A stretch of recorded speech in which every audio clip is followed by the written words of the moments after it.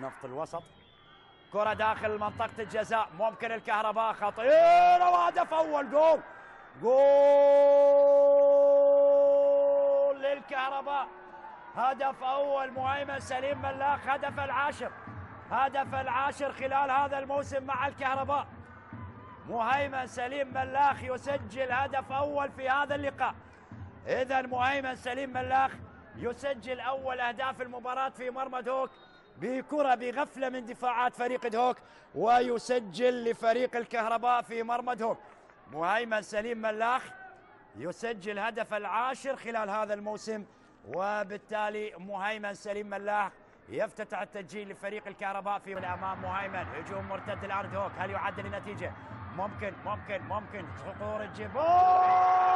الله الله الله الله الله الله، ازيار كوفند يسجل هدف جميل.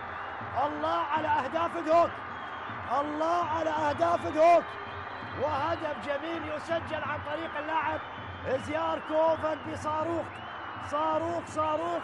ازيار كوفند يعدل النتيجة لفريق دهوك في مرمى الكهرباء، وازيار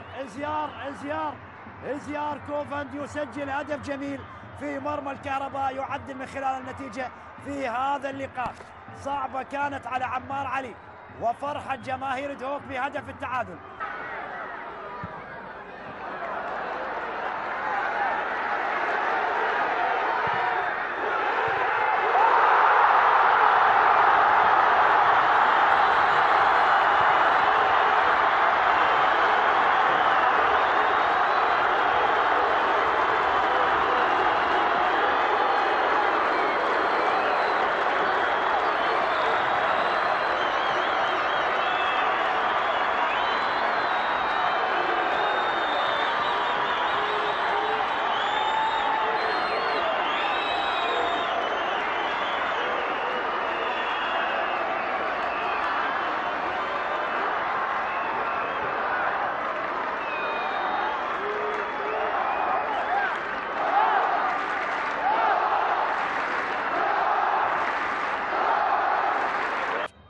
من هذه المباراة، لكن فريق كربلاء بالإصرار أدرك التعادل عن طريق نور المصطفى، لذلك هنا المحاولة والتعادل. جول